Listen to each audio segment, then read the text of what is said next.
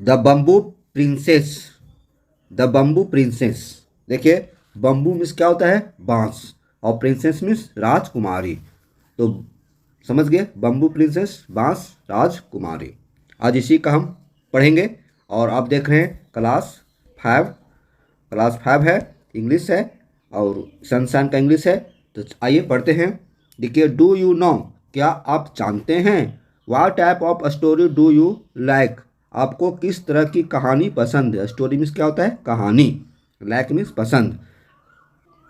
What are folk tales, folk means क्या होता है, लोक कथाएं, किसी एक जगह का लोक कथा, है ना। No read the folk tale of Japan and enjoy the story, यह जो स्टोरी है, कहानी है, ये जापान की लोक कथा है।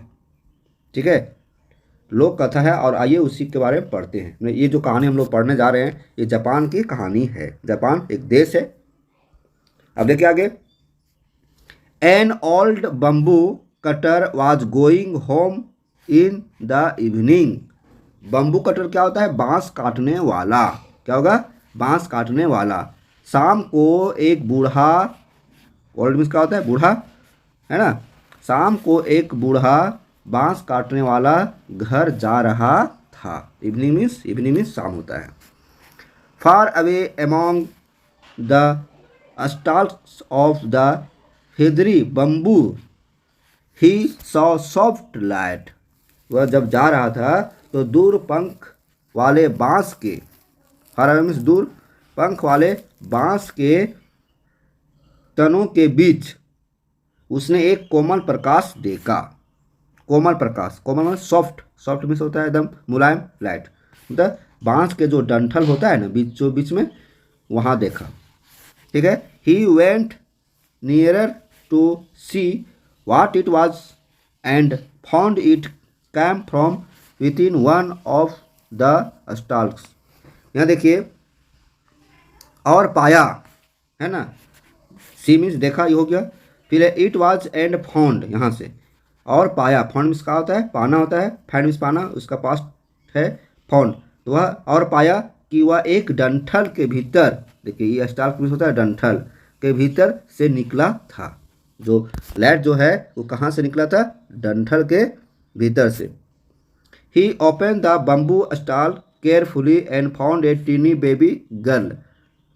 जब उसने बांस के डंठल को ध्यान से खोला, एकदम बढ़िया से खोला, एकदम धीरे धीरे, है ना, तो वहाँ से क्या निकलती है, एक छोटी सी प्यारी नन्ही बच्ची। She was only a few inches tall but as beautiful as fairy. मतलब कि जो बच्ची थी वो बहुत ही छोटी थी, बहुत ही छोटी, कुछ इंच कहीं थी, लेकिन वह परी की तरह खूबसूरत थी। Indeed indeed he wondered if she was really a fairy. मतलब हुआ कि वास्तव में वह सोच रहा था कि क्या वास्तव में परी थी। मतलब जो बूढ़े बुजुर्ग आदमी है वह सोच रहा है कि क्या सही में यह परी ही है, एकदम छोटी सी बच्ची, चमकता दमकता, है ना। तो इस तरह से देखिए, यहाँ पर देखिए, यहाँ पर क्या है, लाइट निकल रहा है, ये डंठल है, ये क्या कहलाएगा, डंठल। तो यहाँ से लाइट निकला, जब यहाँ पर ये बूढ़ा व्यक्ति गया तो यहीं छोटी सी बच्ची निकल गई। अब दूसरा पेज वाला पढ़ते हैं, सुनिए। ही carried her home and told his wife how he had found her. वह जो बूढ़ा व्यक्ति है क्या करता है, वह उसे अपने घर ले जाता है और अपनी पत्नी को बताता है, ठीक है, कि कहाँ से प्राप्त किया, कैसे प्राप्त किया, सारा कहानी उसे बताता है। They became glad because they had no child, they loved her as their own in a few years. तो जब वो घर ले गया तो उसकी पत्नी और वे दोनों बहुत खुश होते हैं। क्यों खुश होते हैं, क्योंकि उनके कोई अपना बच्चा नहीं था, है ना, इसलिए बहुत खुश होते हैं। वे दोनों कुछ वर्षों तक उन्हें क्या करते हैं, पालते हैं। They had grown to be a young girl, और कुछ वर्षों में ही वह क्या हो जाती है, एक युवती बन जाती है। She was sweet kind and beautiful, और वह एक मधुर, दयालु और सुंदर बन जाती है। यहाँ देखिए कहता है कि जो लड़की होती है बहुत सुंदर, सॉफ्ट लाइट, है ना, ऑली उसका अनुसरण करने का, light always seemed to follow her, है ना, कहता है कि उसका अनुसरण करो। अब आगे आइए देखिए, उन लोगों को कुछ अजीब लग रहा था। When the time came to है name her, they called her bamboo princess because she was found among the bamboo। जब समय आया, मतलब उनका नामकरण करने का समय आया, तो उस बच्ची को नाम क्या रखा गया? बम्बू प्रिंसेस, क्योंकि वह बम्बू से ही, बांस से ही निकली थी। She was pretty and different from others, वह जो लड़की थी वह एक दूसरे से बहुत ही अलग थी, डिफरेंट थी, है ना, अन्य बच्चों से वह अलग थी। ठीक है। People heard to how beautiful she was and many people thought in the heads to have a for her. कहता है पीपल में क्या होता है? लोग उसके बारे में, मैंने उसकी सुंदरता के बारे में बहुत सारे लोग सुने, है ना, कि बहुत सुंदर है, बहुत अच्छी है। Anyone who had a look at her came again and again to see, लोग उसे एक झलक पाने के लिए हमेशा लोग देखते रहते थे, झांकते रहते थे। ठीक है, इतनी सुंदर वह थी, उसे बार बार देखा जाता था। ठीक है। Among those who came often to the heads were five princes में 5 राजकुमार। मतलब है कि हेज में अवसर पाने वाले 5 राजकुमार थे, मतलब उन्हें देखने के लिए 5 राजकुमार आए। Each one thought the bamboo princess was the most beautiful girl he had ever seen and wishes her to be his wife। ने जो 5 राजकुमार समझते हैं, राजा का बेटा राजकुमार, विभिन्न देशों से आया, और प्रत्येक ने सोचा, ने 5 ने सोचा कि इस बांस की राजकुमारी के साथ हम विवाह करेंगे, है ना। सबसे सुंदर लड़की थी जिसे उसने कभी देखा था, और ना ही कभी, मतलब वो इतना सुंदर थी कि जो राजकुमार थे उनकी सब इच्छा थे कि इसको देखते ही उसे अपनी वाइफ बनाना चाहते थे, मतलब उससे शादी करना चाहते थे। सो सच, इसलिए of the 5 princes sent proposal to father of bamboo's princess, इसलिए उस बूढ़े व्यक्ति को 5 राजकुमार ने अपना प्रपोजल भेजा, है ना, अपना प्रपोजल भेजा, अपने बारे में भेजा, प्रस्ताव भेजा। और उसके बाद क्या होता है? It so happened that all 5 proposal were about to be old man at the same time, मतलब एक ही समय। अब देखिए क्या होता है, ऐसा हुआ कि सभी प्रस्ताव उसी समय वृद्ध के पास लाए गए, एक ही समय उस बूढ़े व्यक्ति को प्रपोजल मिलता है। आगे आते हैं।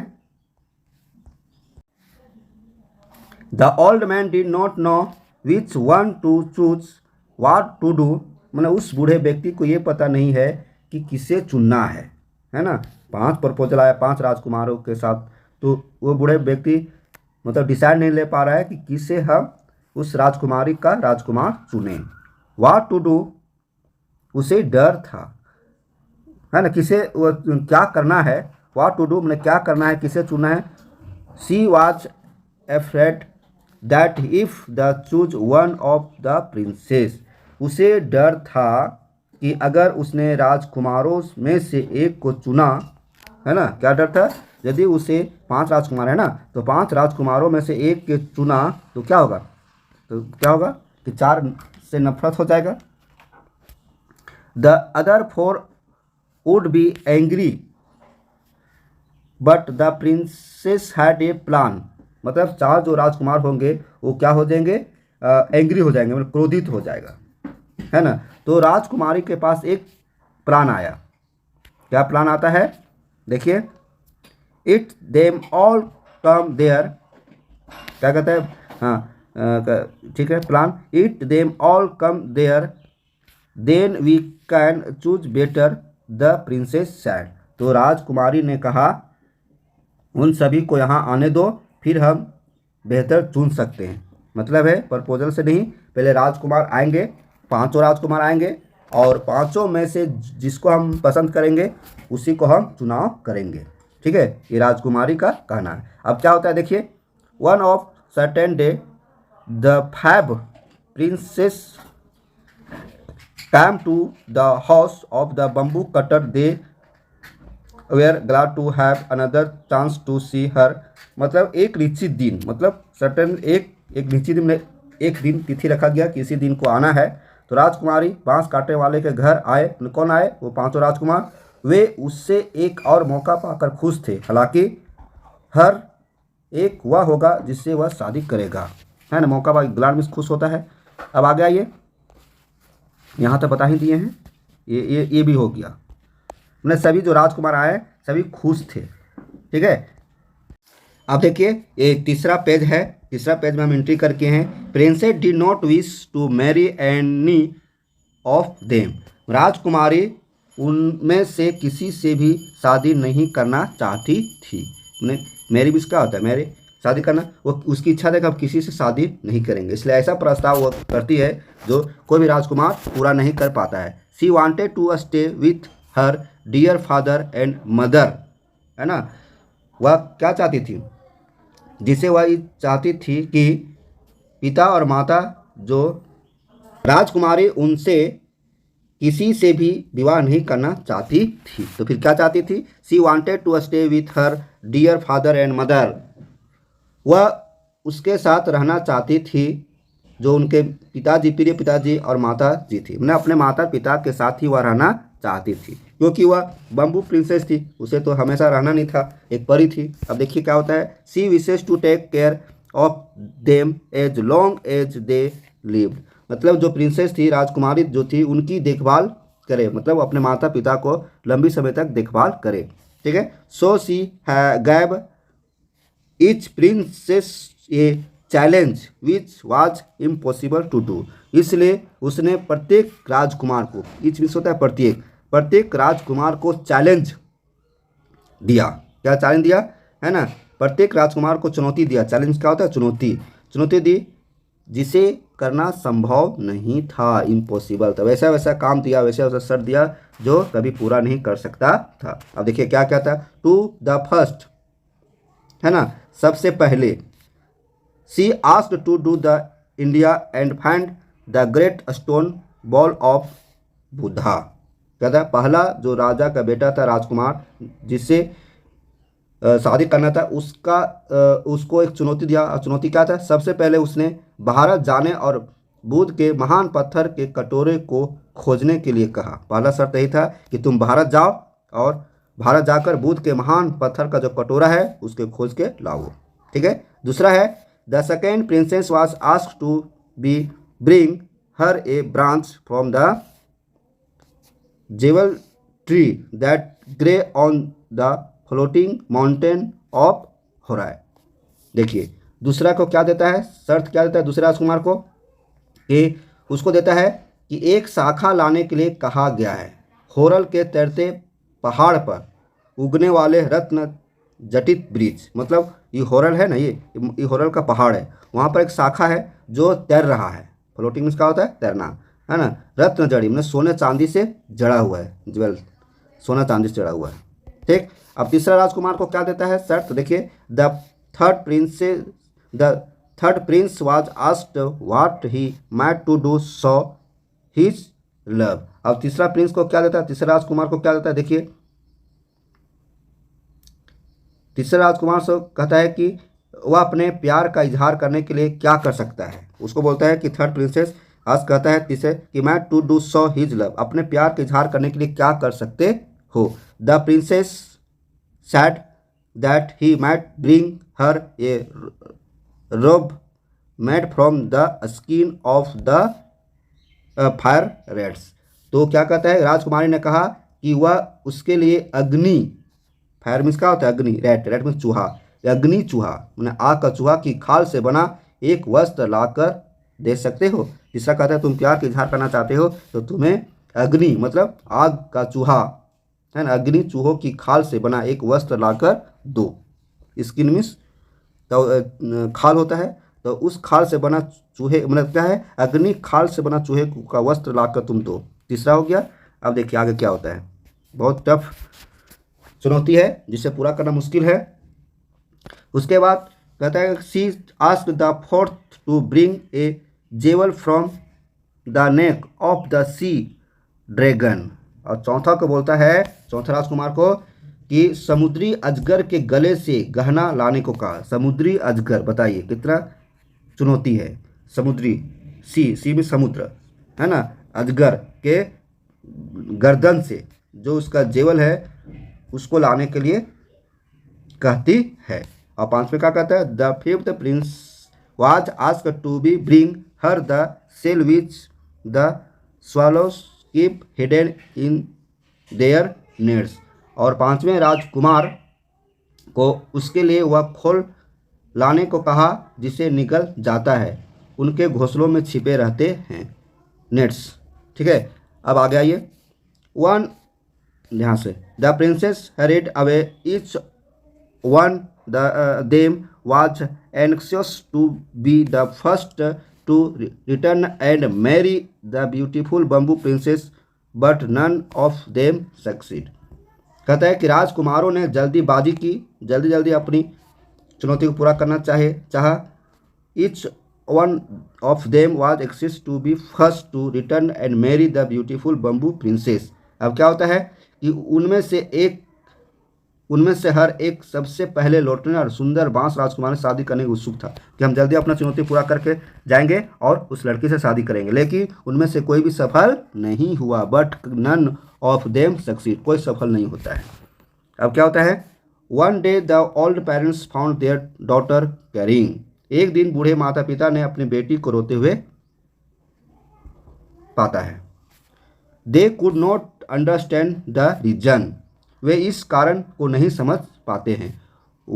On a full moon night she told her parents that she had come from the moon and she wanted to back to the moon. ना देखिए, मून चंद्रमा, चांद, वह चांद पर वापस जाना चाहती है ना, जहाँ से वो आई, मतलब चांद से ही आई और वह चांद पर वापस जाना चाह रही है। कौन, बांस की राजकुमारी, है ना। अचानक क्या होता है, देखिए अंडरस्टैंड हो गया ये। फिर कहता है टू बैक द मून, मतलब चांद पर वापस जाना चाहती है।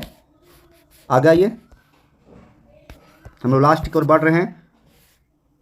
द पेरेंट एग्रीड, और जब वो जाना चाहती है तो पेरेंट भी सोच लिए कि तो वो बांस के गट्ठल से निकला हुआ है तो उन्हें तो रोकना ठीक नहीं है, एक परी टाइप का है, तो जाना चाहती है तो जा सकती, इसलिए उन लोग भी, माता पिता भी एग्री हो गए, है ना। एग्री हो गया। Suddenly the moon become brighter and the moon beam over her to take her back to the moon. क्या होता है, अचानक चांद चमकीला हो जाता है। अचानक क्या हो जाता है, चांद चमकीला हो जाता है, देखिए यहाँ पे ब्राइट, ठीक है। और चांद के किरण ने उसे वापस चांद पर ले जाने के लिए ढक लिया, बीम कवर कर लिया, ठीक है, ढक लिया। अब क्या होगा, जाने से पहले उन्होंने अपने माता पिता की लंबी उम्र की कामना करती है। देखिए यहाँ पर, यहाँ देखेंगे, पेरेंट लॉन्ग लाइफ, है ना। She bade goodbye to her parents and left that place. और वो जो है अपने माता पिता को गुड बाय कहती है और वो उस स्थान को छोड़ देती है ना, लेफ्ट, वहाँ से वो निकल जाती है।